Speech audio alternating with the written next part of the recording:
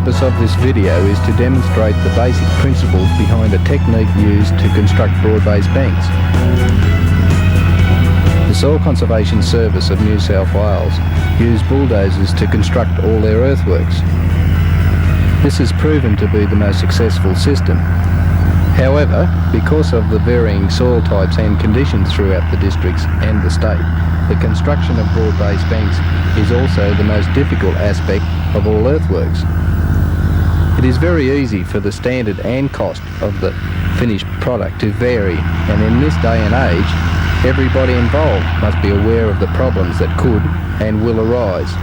The construction of banks should be divided into 3 stages. Number 1, ripping. Number 2, excavation or pushing. Number 3, clean-up or run-off. Ripping is the most critical phase. If the ripping is not undertaken correctly, there will be problems arise which will affect the standard and cost of the bank. You should ask yourself the question, what are the aims of ripping? It is to prepare the soil at a reasonable cost so that it can be excavated with ease. The tractor driver must be prepared to vary his technique to accommodate all of the ground conditions that will arise. This demonstration will cover first of all the ripping of the survey line. The line must be average for ease of construction, and finally farming. You can see the survey markers in front of the dozer which zigzag across the slope. By ripping above and below papers, the line can be corrected to produce a far better product.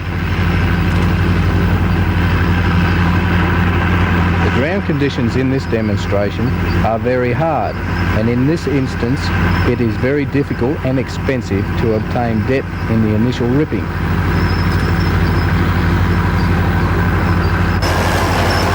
The operator has weighed up the facts and has decided to rip shallow and increase ground speed.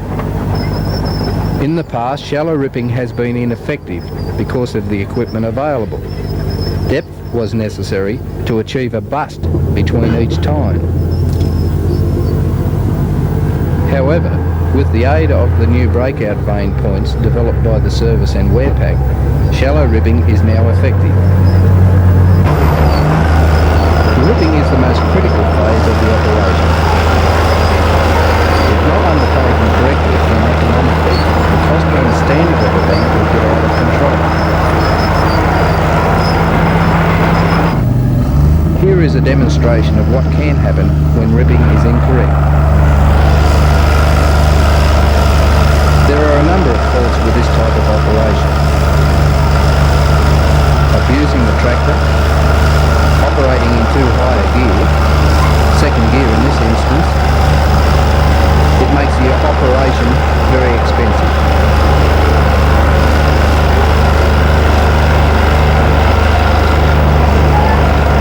You can see the tractor has lost all ground speed by trying to rip too deep in the gear selector.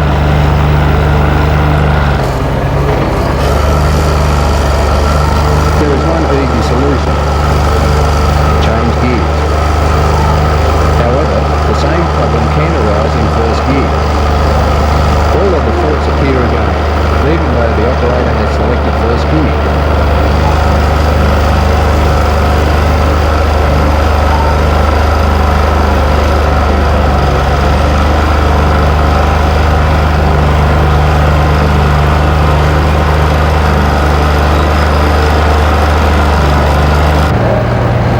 For efficient ripping, a compromise must be reached between ground speed and depth of rips. You can see here how the machine is allowed to cover the ground at a good working speed, but still able to break out the soil.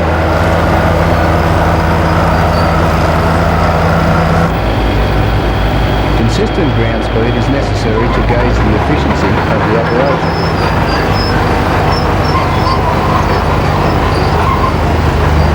It is up to the operator to decide on the depth. Different soil types and conditions will need different techniques. Therefore, it is impossible to say this is exactly how to rip. You must keep the basic principles in mind and vary the operations to suit the conditions. The this demonstration, second gear has been selected using breakout lathe. However, in another situation, the soil condition may be different and it may be necessary to rip in first gear. The next operation is the first push, or pass along the bank line. This operator has ripped the whole of the burrow and carried out 4 to 5 pushes to see if split ripping is necessary. After inspecting the pushes, it was realised split ripping was necessary to achieve the desired result from the first push.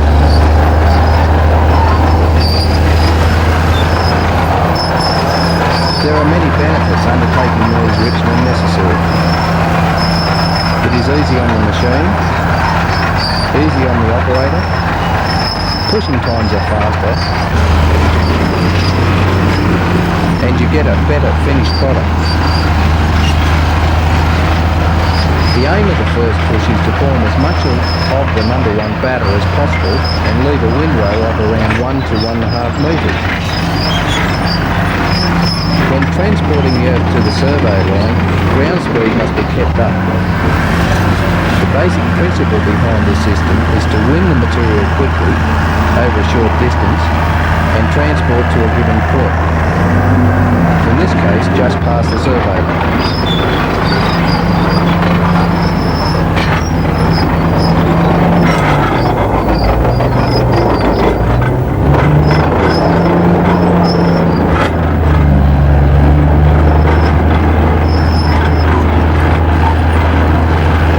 See the windrows left between each push. The width of windrows are critical for this technique to be successful. The tractor driver can progress quickly along the bank line if the windrows have a minimum width of 1 metre. New operators will find this an easy guide. You will notice the consistency of the size of the pushes and the width of the windrows. The correct amount of earth will be available for the next push if the windrow has been left the right size. These windrows are run off along the number 1 batter. This enables the batter to be topsoiled and the correct shape and slope is achieved after running off. Care must be taken to only brush the windrows along the batter.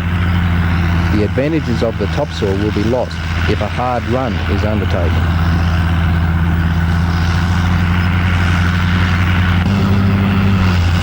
Another advantage of running off the number 1 batter after the first push is the operator knows exactly where he is to start the second push. The windrow left at the bottom of the number 1 batter indicates the starting point. The basic aims of the pushing exercise is to win the material quickly and carry it to the bank line. The number of passes or pushes undertaken will vary depending upon ground slope, condition of soil and size of bank. To be economical, all pushes must be consistent in size of load and time taken.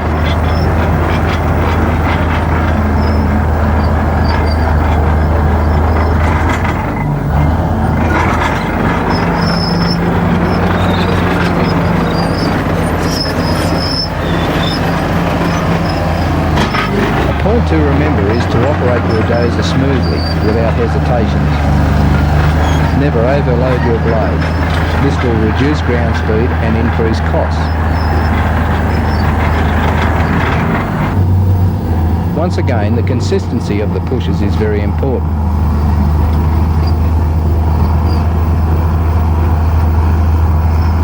The aim of the second push has been to finish forming the number 1 batter and transport the windrow to the bank line.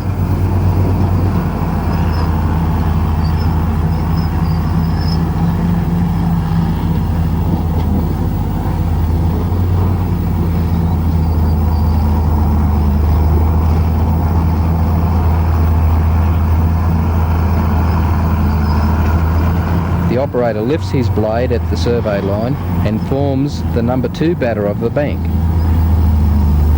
Care must be taken not to overrun the push. This will increase costs.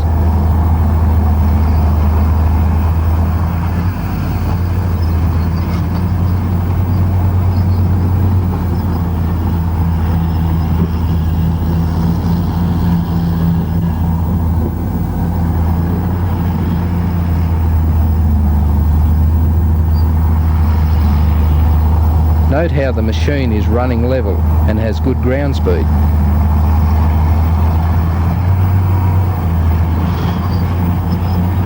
When the second push is completed, a second rip will be undertaken. This is necessary to enable the toe of the number 1 batter and the channel to be shaped. Small windrows can be levelled or run off to enable a consistent depth of rip.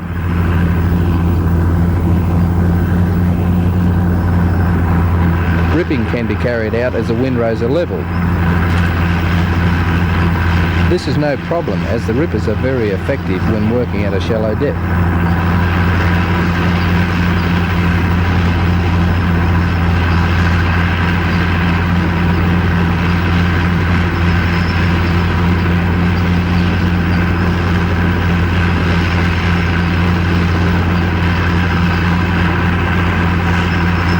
The amount of rips for this phase will vary depending on ground conditions.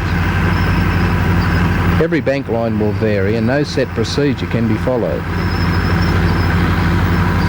The operator must understand exactly how and where the soil must be ripped to achieve the required standard in every bank. There will always be problems with the standard and cost of the finished product if the ripping has been carried out incorrectly.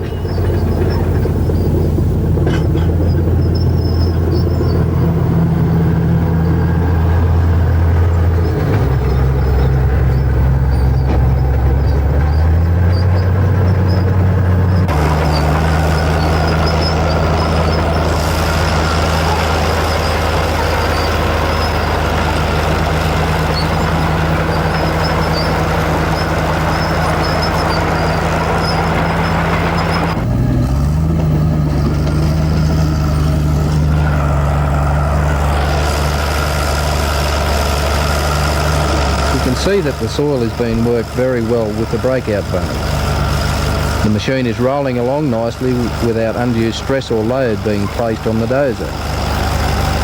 In this bank line, split ripping has been decided on once again.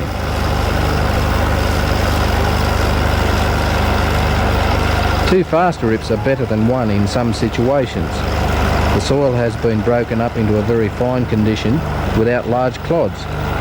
This makes it much easier to carry out the third push.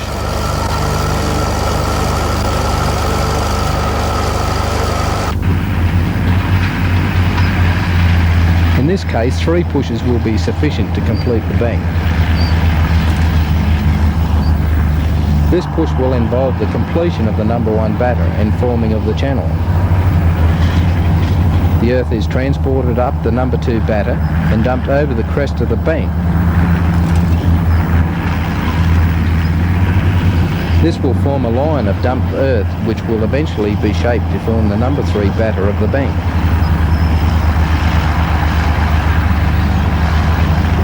Leaving the dumped pushes saves extra travel, which can be very costly. It also makes a run-off procedure easier.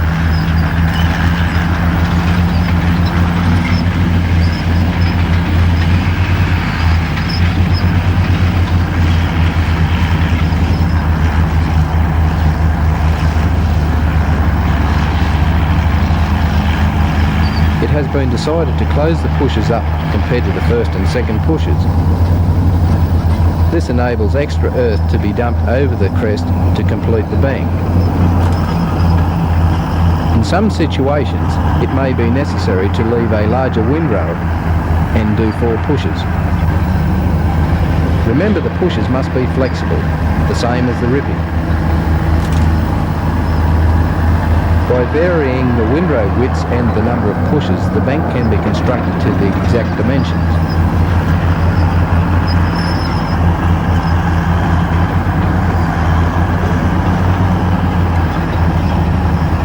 Here you can see the difference in the width of the windrows left for the third push. Once again, you can see the blade is filled very quickly and transported.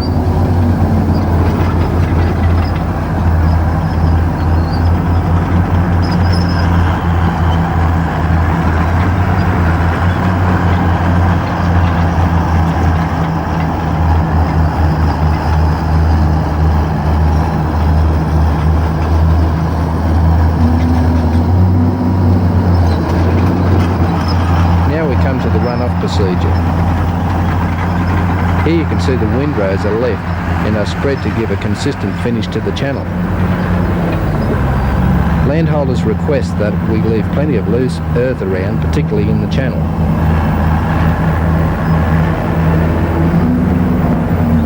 This has proven to be an advantage when they farm the bank. By farming the bank, the landholder can put the final finish to the bank much better and cheaper than with our dozers. You can see the topsoil left on the number 1 batter.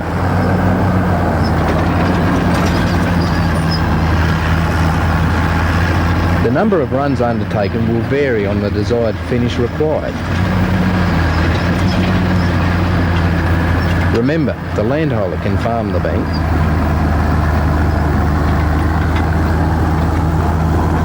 Once again, the aim of this video is to demonstrate basic principles in construction. You must be responsible for the making of decisions to ensure that the best product is produced at the right price.